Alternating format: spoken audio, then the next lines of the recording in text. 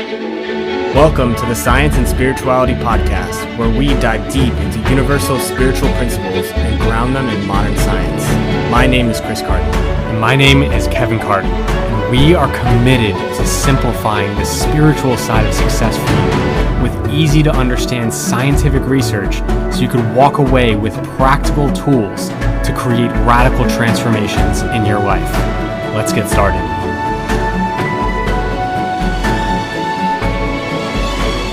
All right, episode 1, let's go. Yes. Sup? The pilot. The pilot, yeah. Hopefully we do a great enough job that we get a next episode. Yeah. Well, it's up to the producers. Yeah. Who are who? Oh yeah, it's us. Yes. So yeah. So we want on the first episode of this podcast, and we're gonna be diving into a lot of stuff over the course of this podcast, and just being able to talk with my brother about this stuff is honestly like a dream come true for me. And I'm just so grateful that he's in this work and we're both committed to learning and growing as people. And it's really awesome when you're best friends in it. So, but we wanted to ground too. Yeah.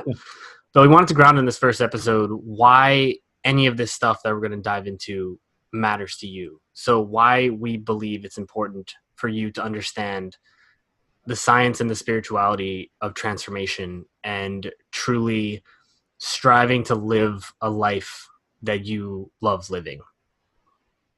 Like why it's important, yeah. Because we can easily dive into like either of these concepts of like science and spirituality, either of them, we could go down a rabbit hole, like to use an analogy or imagery to that. I don't know, whatever it is that like you can get lost in like the science of things. You can get lost in the spirituality of things so far that it's like, how the hell does that even apply to my life? Like, how do I actually take that and apply it into my day-to-day life so I can see a different result? And so like why it ultimately matters is that one without the other means you're going to be living in, or not living in an incomplete life, but you're understanding life in an incomplete way. That's what I believe, because there's science to everything, and then there's also a spirituality to everything. That's my belief, at least, and I have some things to back it up. But like, if you have just science, then there's no depth, there's no meaning really to it. And even any great scientist will say that like it's like they love it, you know, like it's studying these things, they really enjoy it, and there's a passion, there's a spirit to it. The spirituality side of it, because every human being has a spiritual being having a human experience. That's, you know, the human side of us is the physical. In that case, it can be measured and therefore can be studied in science. But the spirit can never be quantified.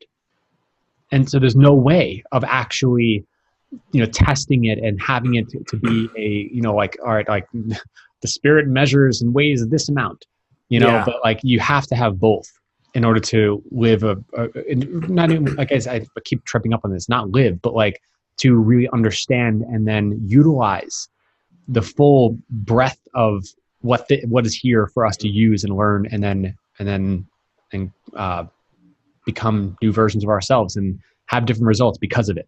Yeah. And I think you touched on something really important there about that we're, as humans, spiritual beings having a human experience in a human body. And I love that you said, because I was literally going to touch on the same thing about how there's a spiritual side of us, but then we're, as humans, like we can be studied, like our bodies can be studied, and the way that we think and the way that we feel affects neurotransmitters and hormones and chemicals inside of our bodies.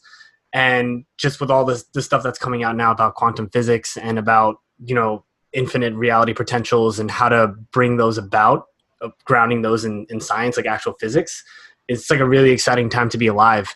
And I was reading a book earlier this month, and they were talking about how for the last 300 or 400 years since Descartes and like Newton started to like study and observe the laws of nature, they made us like they made science going forward from there have a very mechanistic, physical view Like Mm. Newton was all about gravity, and they were all about like how is matter affected by things. Mm-hmm. And so they kind of left like the spiritual side and the thought side of all these things to like religion.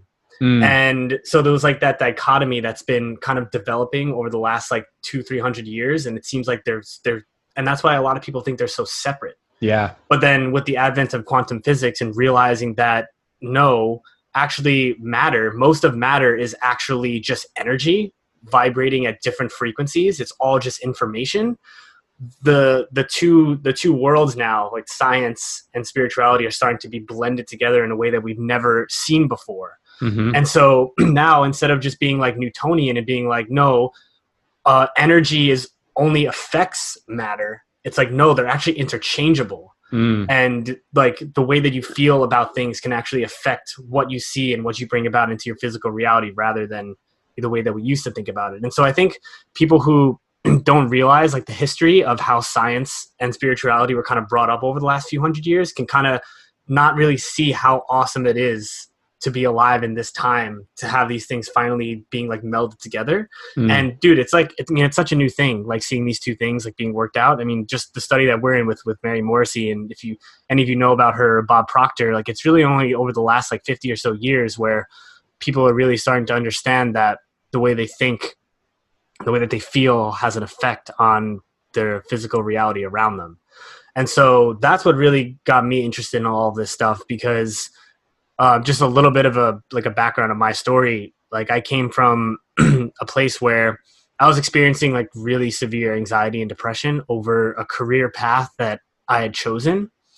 And I felt like I was stuck, and I felt like everything was happening to me, rather than realizing that I was playing a part in it by how I was interpreting and viewing, reality around me. And I was stuck because every single day, like I would think the same thoughts and I would feel the same feelings, and I was just waiting for something outside of me to change in order for my internal world to change. And then everything changed for me when I started to realize that how I was feeling internally was actually having an effect on my reality, because it affected the things that I saw in my life. And yeah, so that's how I kind of got involved in this, and the rest is history from there. And it's just been like an incredible learning process from there. Really quick before we Yeah. move on, like, because I know that was just like a really like cliff note version of it, and you didn't even go into like what career you were in, but just to like, because when I'm listening to it, because I know your story, but like, I'm listening to your story and like thinking like, oh, like all these things like that did happen and like where you were, but like, what would you say was the real big turning point? Like you said, you became more aware. How? How did you become more aware? So that may be helpful for someone listening to this. Like, okay, how can I become more aware? Yeah, well, so what I've learned is that usually people don't change unless something crazy happens in their life, like a breakup with a significant other, or like a really significant illness, or like something tragic happens and then they realize like, holy shit, I need to make a change in my life. Or people get involved in a structure of support that helps them work through what they're going through, and helps them start to think differently and feel differently about their life, and kind of puts them on a new path. For me, it was like a little bit of both. Like I was already feeling like down in the dumps from working as an accountant. So I was the accountant by trade, a CPA. I spent 5 years studying in school, months studying for the exam, passed, was working for an accounting firm for about 3 years, and realized right away that it wasn't my passion. It wasn't something that I really wanted to do. But I felt stuck, because when I looked around me, I saw that everyone else was kind of just settling for certain parts of their life because other parts were good. Like, oh, like the money's good and I have friends and I can go out on the weekends. So you kind of use parts of your life to compensate for other parts. And I thought that was normal, because that's the reality that I was looking at. That's all that I experienced, and that's all that was in my view. And back in 2017, I actually went through a breakup, and that kind of turned my whole world upside down. And I realized from that point on, I was like, shit, like I thought I had all this other stuff going for me. And then something that I thought was so sure that turned on a dime so quickly, that I realized that I wanted to spend the next like few years like really seeing what I could do and what I can accomplish in my life.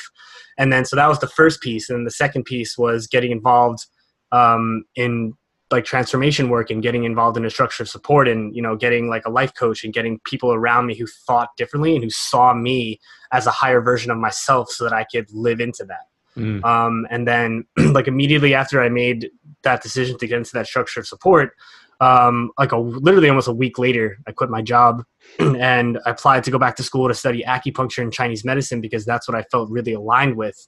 And like I said, it's like since then, it's just been this process of transformation and discovering deeper and deeper like layers of myself that have always been there, but have been covered up by like society and covered up by like patterns that I lived in and thoughts, like thought patterns and emotional patterns that I had over and over again that I thought that they were me, but they really weren't me. Like I was the consciousness behind them. And once I learned that I'm energy and like I can direct that energy wherever I wanted it to go, my life really started to change from there.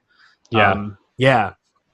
It's the same with me. And you right, the one thing you just said is, and I was just talking with one of my clients about this recently, about this is like the fundamental tool that changes your life. And it's very simple. And there's a spiritual aspect to this. Like it is spiritual, this tool, but it's an awareness tool, but there's science to it. And it's noticing what you're noticing. That's what you're talking about, of just knowing that and realizing that you are the consciousness that is directing your thoughts, that is directing your feelings.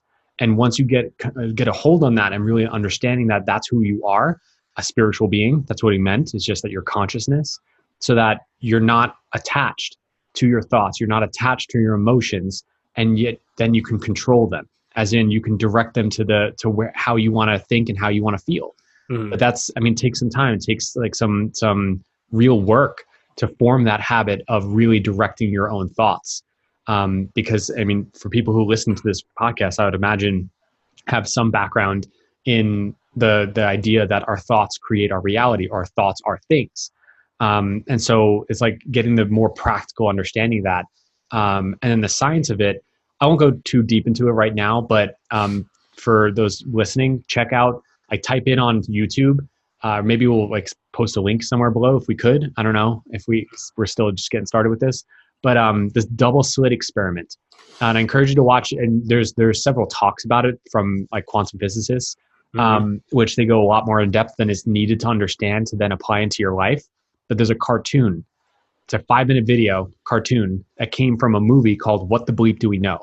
And ultimately what it's coming to prove, this scientific experiment is proving that our awareness or observing something, it becomes reality, it becomes form. Because an electron, which we think of as a small particle of matter, it turns from being a wave into an actual particle. Because prior to the observation of it, it actually behaves like a wave, which blew people's minds at the time. And now to apply that into this practice of noticing what you're noticing, so then you're observing and realizing that you're thinking in a way you don't want to think. And so then you can then to take your awareness, take your observer self away from that thought that is not serving you, and then put it on a new thought that is in harmony with the life you want to live. And then that starts to create, literally it starts to change the reality around you. It starts to affect the electrons which build the entire world around you.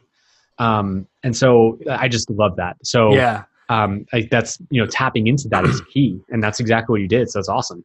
Well, if you ever seen like a picture of an electron, like on Google, and everyone's seen it in like science books where it's like the nucleus and then you see those like rings around it where the electrons are. Like that's actually not what it looks it's like. So far off. Like it's like the electrons are actually in a probability cloud. And, and they could be in all places and no places at once. Like there's an infinite possibility of where they can be. And the only way that an electron shows up is when you try to measure it. So if you're not measuring it and if you're not looking at it, like there's infinite possibilities and infinite potentials. Which means it's a wave. It's a wave of potential. It's a wave. Right.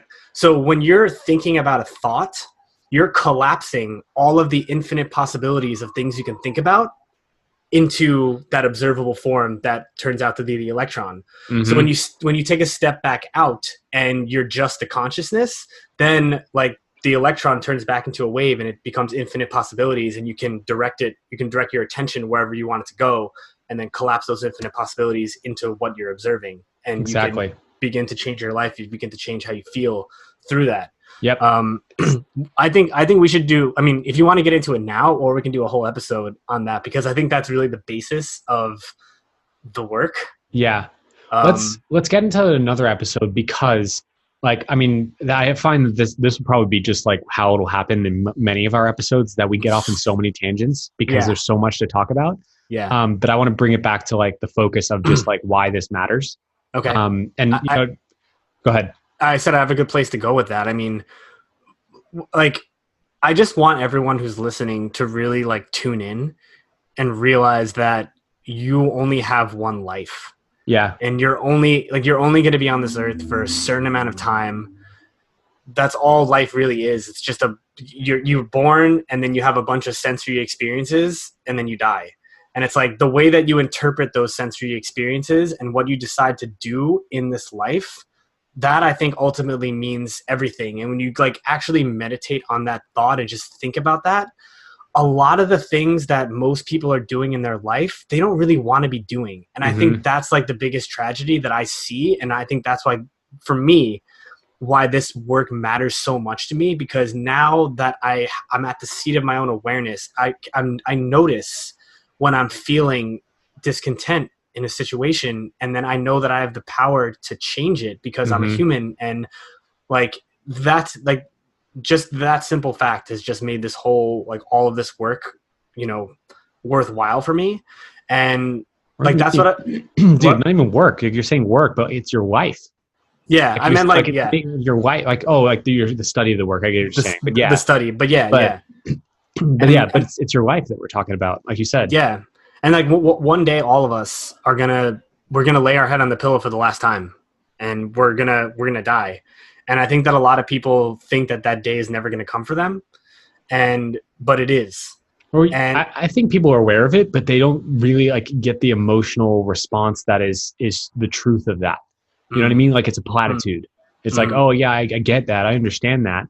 But even at an age of like, I don't know, like whoever's listening, but like, I mean, we're in our 20s, and people going to listen to this might be in their 20s, maybe younger, but even older. And like, it's easy they could just get so caught up in the daily trivia of life to just think like, hearing that is like, oh yeah, we're going to die one day. Like, of course, like, yeah, like what, who cares? You know, like I still have to focus on my job. I still have to focus on my relationship. I have money problems. Like, there's such real things in our lives that seem to be important, or rather they seem to be urgent. In the book I've been reading, I forget what book it was, because I have like a couple going on right now. There's a difference between urgent and important. And most people spend their time on urgent things, as in like, I got to cook the meal. I got to do the laundry because I need clothes tomorrow. I need to do these daily tasks, but ultimately it's not serving your greater purpose, which is the most important thing you can ever focus on. So we just get caught up in just like these habits and patterns of thought. And that's why, like, you know, you were touching on that, why this is so powerful, like studying and understanding the science and spirituality of living, of just life, of transforming your life. It's so powerful, because then you just get out of your own way and you open up to then realize your not only your capability, but then the possibilities for your life. And then it gets fun.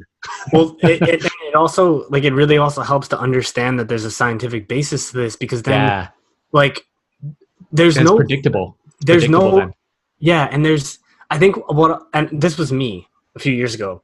I would look at someone who was super successful, and I was like, oh, you know, they just got lucky or something. Or maybe not just got lucky. Like, they worked hard and like they got to that place. But if you told me that there was like a repeatable system and a way of thinking and a way of being that produced those results, I'd be like, nah, like, no. Yeah. I mean, like, everyone can, So like I can plug myself into like what that person exactly did and how he felt and thought, and I can get that. I'd be like, no, like, there has to be some kind of luck involved. Exactly. But, I'm like, my eyes are lighting up as you're saying this, because just this past week, and this is going to be very different depending on when you're listening to the episode, but this past week, being in July of 2019, I hosted a masterclass on how to use the law of attraction scientifically. And one of the first things that I taught on, or just brought people's awareness to, was the patterns or the beliefs that we've held as a human species over the last several hundred years,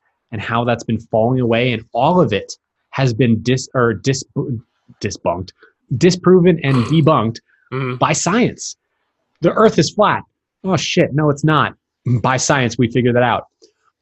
We can't have light after dark without a oil lamp illumination or a fire. Science, we figured that out. Electricity. Oh, we can't fly unless, God would have given us wings if we were meant to fly. We figured that out. Science, law of law of aerodynamics and working with gravity. So like we've just blown our own minds by science, using science, and then understanding just the laws of the universe. Mm-hmm. And now, like, I'm so excited because you were talking about, what a time to be alive. Now that science and spirituality are coming together, I believe what the next like big debunking by science, and in this case a part of spirituality, the debunking is that we can't live a life we love. Like everyone, I'm talking about every single human being on this planet can actually live a life where they feel fully alive, fully expanded, and they just enjoy their life and they have all the resources they need. The lack is not in the universe. The lack is in awareness and actually the application and distribution of that. And this is like that idea. That's what set me off on this path myself. Yeah. Like I'd been studying my personal development. I've been reading some books, like several over like a year and a half.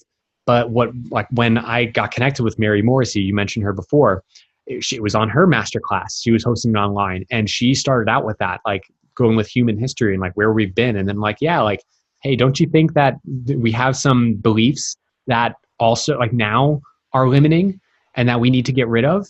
And I was like, oh shit, yeah. And then she was like, yeah, there's actually a system that you can apply into your life that can produce the results you want, and it could be predictable. It's a proven, repeatable, predictable system of transformation. And that's what I coach my clients through now. But it's just, and there's many different like systems that will work. Like you and I went through Mary's programs, and now I coach my clients through Mary's programs. They work. Bob Proctor, you mentioned, he has programs. They work. I mean, tons of other people, they have programs like that systemize and put it all in a simple, easy to understand format for you to tap into. And that's what I hope this podcast will be a part of it, even just like one off like here or there of like just like a little insight into some of those systems that work if you just work with them. And the final thing I will say about that is do it like find one that resonates with you, because I just deeply resonated with Mary's content and Mary's her teachings, and so therefore I got the best results. Like I mean. Coming from a pharmacy background, I was very analytical, and that many people coming to this podcast might be analytical because there's the science of it, but there's also the spirituality part that you got to open up to. And it's ultimately just about living a life you love. And it's possible. Like, and I'm saying that the final thing I'll say, because I know I've been talking a lot, is like, fine. Chris, like you mentioned, like, your story of like that you've opened up and now you're doing what you love. And it's like, you're living a life you love. Like there's results there by applying this. I've had those results as well, but it wasn't always that way. Like I was also like you, like life is happening to me. Like I was in school to get my doctorate in pharmacy, and long story short is that I became aware that I will like the medications I would be dispensing were not actually helping people, like actually helping them heal and live a life they love. It was more maintenance at best for most of the drugs. And so I didn't want to just contribute to that. I felt horrible about that. And it was a difficult, challenging, uncertain decision to discontinue getting that doctorate. It was very illogical. And this is a key. And it's like a key of the system is doing what resonates with you. And I mentioned that of like just going for a system and investing in a system and studying a system of transformation that resonates with you. Because the resonance is what matters most, the vibration. And that's a whole other topic we should definitely dive into of vibration and resonance, and following that, like that we can talk about intuition and how that's a scientific piece as well. Writing notes, love it. Are you writing that as an idea for our next podcast episode? Well, also I was like, bro, you've been talking for a while and there's so many things I want to say. Like to what you're saying. So I'm like writing them down. Ideas. Yeah. So I can All still right. be fully present listening to you. Gotcha. I mean, I'm sure it'll happen many times. I'll have that as well. They're escaping my brain. Yep. Yeah, I'll definitely share more of my story later on. So what are you thinking?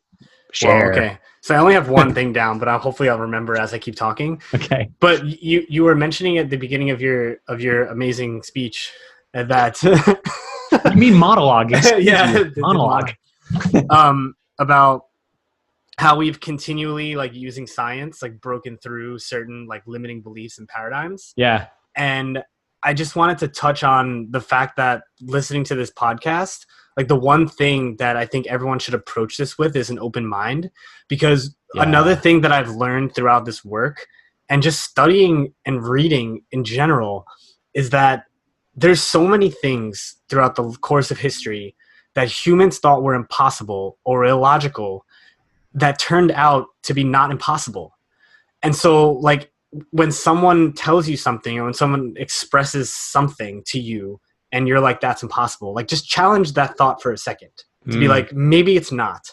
And I think that's like a huge thing to approach with, because once you open your mind to a corner, like once you keep a corner of your mind open to a possibility that something might be true, like you leave some space in your mind to start to grow that. Whereas if you just say no, you completely shut yourself down. I was like reading a study and they were saying that like 90% of people believe they have open minds. And I'm like, huh, like interesting, because like usually when you're talking to people, like it doesn't seem that way sometimes. But I just wanted to highlight this one thing, like breaking through thresholds of impossibility. And then that opening the floodgates, because really a lot of things that are impossible are just awareness problems.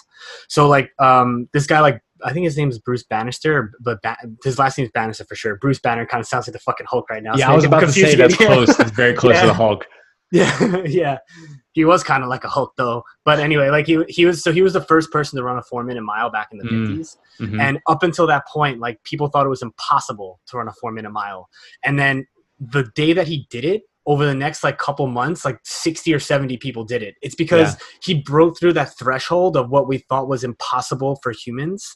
And then all of a sudden, once everyone saw that it was possible, a ton of other people started to do it because they had the belief that they could do it. So they started running harder, and then they started giving more of themselves and giving more of their all. So like there's a lot of things that are happening right now in our world that are breaking boundaries of what we thought was possible for humans. And so just keep an open mind when you're listening to this podcast and you're listening to the science. Just approach this with an open mind, because if you do, you'll get a lot more out of it, and you'll be more motivated and more inspired to try certain things in your life, or even just do some more research on your own. Yeah. The second thing that I wanted to touch on, which I remember now, is the process of life is never over for you until you die. So like one thing that I got caught up in when I was in my old job as an accountant was getting there. Like I was always like, oh, like once I get promoted, or once I move, or once I have this, or once I have this, like I have made it, and that's it. But like that's false, because if you have that mentality, like humans are all about growth, and life is all about growth, seeking like expression through you.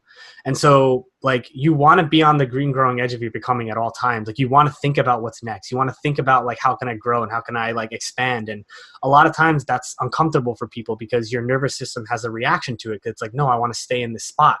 But like there's a force that's coming through you that's like in opposition to that, that's like grow, grow, grow. Yeah. And that's what like people, I'm saying like myself and for you, you've experienced this. Like once you tap into that and start listening to, you realize that life isn't about getting to a place. It's about growth. It's about a process. And once you realize that, you start to ask yourself, like, how do I want to grow? Like what kind of progress do I want to make? What does that look like for me? And then you tune in, because progress for me, it might be different than progress for you, Kev, and progress for you might be different than whoever's listening to this. So it's about tuning in, listening to yourself, keeping your mind open to possibilities, and just discovering like new layers and parts of yourself that you may not have known were there, but have been there the whole time. And so that's why I'm so passionate about this, and another reason why it's important for you, in my opinion. Yeah. Because ultimately just the quote came to mind that wraps up everything you just said of the second point, is that it's a quote by Howard Thurman, Martin Luther King Jr.'s mentor. And he said, don't ask what the world needs. ask what makes you come alive, because what the world needs is more people who have come alive. Mm. That's, that's the whole, at least for me, that's my purpose for being here. Like, to invest this time, other than hanging out with you, Chris, but like it's to invest this time to talk about this information that might inspire someone to light a fire in their own life and in their heart, so that they can come more alive, because the world desperately needs it. I agree. And I believe that by not following your dreams and listening to that small voice inside of you and going after what you want, I think ultimately you're doing yourself a disservice, but ultimately you're doing everyone else a disservice as well, because, and we're going to get into this on the podcast, I'm sure, at some point, that like everything's connected, and this consciousness that me and you both feel and have seen and have experienced, it's the same consciousness that's in me and you. It's just being expressed in different ways because we're different people. Yeah. But we're all from the same energy, and we're all going to go back to the same energy, at, like, when it's all over. And so you doing what you love, it not only changes you, but it changes everyone else around you, because it's like it. And like, I mean, you've changed like my life by me seeing you go after what you want. Like it unconsciously, because I wasn't thinking like, oh shit, Kevin did it, like I can do it. But like subconsciously, like in my mind, I was like, fuck, like I can just fucking quit. Yeah. Yeah. Just providing possibilities, like you said before, of just like being careful of like you thinking like, oh, that's impossible, or I can't do that because of my circumstance. Yeah. Be careful. Yeah. Because remember, like going back to like noticing what you're noticing, when you believe and commit, and it's like, yeah, I can't, and I believe that I can't, then you're solidifying that reality. You're actually solidifying it with your thought. That's, it's such a simple quote by Henry Ford, where he says, if you think you can or you think you can't, you're right. Yeah. There's science behind that now, that you observing what, like, or being aware of what you're thinking and choosing your thoughts, because you're always choosing your thoughts, but it's either unconscious or conscious. And most often it's unconscious, even when we think we're conscious. Let me say that again. Most often our thoughts are unconscious, even when we are conscious, as in we're aware that the thought is going through our mind. It's like, oh, I can't, I'm afraid, or anything like that. But as long as we're attached to that and we believe that that is our reality, then it's unconscious, because it's not what we want. Like, what we really want is to move beyond that fear, to live a life that is more expansive. And so that's the actual conscious thought. And like when you're really getting into it, like reasoning that like you're a spiritual being, that you can choose, you can always choose your thoughts, then you just choose a different set of thoughts. That's the beginning place of it. But the whole thing, this is another episode I think we should definitely do, is like how to navigate between the spirit and the body, as in the spirituality and the science. Because you mentioned this before and just sparked an idea of like, once you have the awareness and the connection with your consciousness and the spirit that is seeking to grow and be more within you, then the nervous system, you said, gets in your own way. Like that's the science of it that you need to understand to help change. Like taking deep breaths so you can activate the parasympathetic nervous system to start to get into the rest and digest, so that it's way easier to think with the thoughts that you want to think. Because then you're really diving to stress with your studies. Like it locks up your thinking, right? I mean, and like stress does, because when you're stressed, your body, and this evolutionarily, focuses very keenly on the physical reality in front of you, because it's like, where's the tiger? Where's the bear? So you completely shut off your connection to spirit and creativity because you're focused on the physical, because you're ready to fight that tiger. Yeah. So if you which is not there, is not there. Yeah, exactly. It's just like, So, watch out behind you. Yeah. Oh my God. There's a tiger right here on my lap. Yo, Otto's been sitting there the whole time. Yeah. Yo, but this knowledge.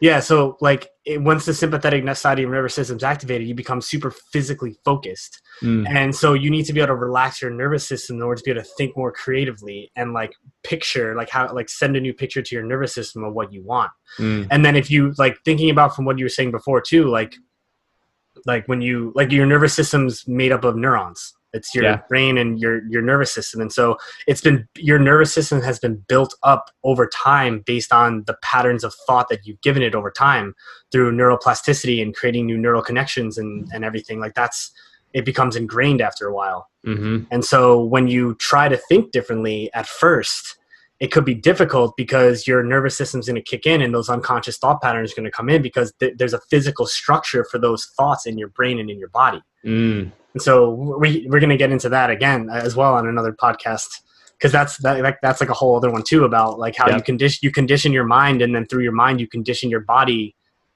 like hormonally to feel a certain way, and that generates your state of being in the world. Yep. Yeah. We're going to have to go back to this episode and write that. There was at least 4 ideas for 4 episodes. Yeah. That I did not get. Like, I don't remember them now. Mm-hmm. We need to go through this again and then listen to our own podcast. Mm-hmm. I mean, lit. But with that said, I mean, is there, because we got on like some trains of thought that need to be taken to their destination, but this is not the episode for. But is there anything else? Because I know this is like, this episode is for like, why does this matter? I think we covered it pretty well, at least like the tidbits of it. And then again, we're going to go deeper on at least 4 different episodes with those 4 different ideas. Maybe I'm counting wrong, but I think there's 4. Yeah. I mean, I just want to say, and I know that you feel the same way for our listeners here, that we really care about you. Like, we care about your growth, and we care about you living a life that you love living and giving you the tools to be able to do so and to believe that it's possible for you, because me and Kevin have both experienced it firsthand in our life, like how impactful it is to be able to realize that you have a choice and you can design a life that you love and go after it. And not just for you, but for the impact that it makes for the people around you and the relationships and the people that you attract into your life and the things that you experience. And it's just so much more fun to live life this way. Mm-hmm. And so we really care about all of you listening, and we want the best for you, and we want to be involved in your growth, and we want to help, and we want to provide you with tools, like I said. And so that's kind of what I wanted to end with for myself. Sure. And to piggyback off of that, because I definitely echo exactly what you said. I care about you listening. But to piggyback off of that, it's just that we're going to give you everything that is in our brains and an awareness that we know to help you in these episodes. So please, if you have enjoyed this, then subscribe, click the like button, whatever it is, whatever platform you're listening on, shoot a comment or review, because that will help us understand if this is actually helping you. And also if there's anything that you want us to cover in more in depth, because again, we have ideas for what we're covering. And yes, we're going to go off on tangents and have guests on our podcast that will help dive into these things deeper. But to know what you need the most right now in your life, we're not mind readers. We don't have that ability of telepathy yet. If you're like, there's got to be the open connection. Like, maybe we would read your thoughts, but text us or message us rather, like on Instagram or email or whatever. So yeah, we care. Like, we listen. Just reach out. Word. Yo, you thinking about a cheeseburger right now? No. Damn. Sorry. I tried to. I thought I was tapping into the telepathy. No, you weren't. Even as brothers, yeah, you were far off. Oh yeah, we got to work on that. Yeah. Okay. What am I thinking now? That this podcast is awesome. No, I was actually thinking cheeseburger. Oh wait, yo. But maybe a time lapse. Yeah, I was going to say in a quantum. So maybe I was right before when you were thinking about it. It was in the subconscious, and now just surprised. Anyway, oh my gosh. We're gonna have another episode about cheeseburgers. Yeah, just cheeseburgers. The science and spirituality of cheeseburgers. See, you need the right kind of cheese. Mm-hmm. Yeah. Gluten-free bun. That's the spirit of it. Grass-fed from the plains of Nevada. The impossible burger for our vegans out there. Yo, but our burger would be called the Possible Burger. The Possible Burger. Nice. I like that. What are we now, opening a restaurant chain? Don't we just become best friends? Yeah, right. Cool. That's all, folks. That's it for today. So thanks for tuning in, and we really hope you enjoyed listening to this episode as much as we enjoyed recording it. So any questions, any comments, just connect with us on Instagram. You could always DM us at Kevin Francis Carton and at Chris J. Carton. And also, if you feel guided to, the one thing we do ask is for you to please rate the podcast and leave us a review. This way we can reach more people and impact more lives with this amazing information. With that, we'll see you on the next episode.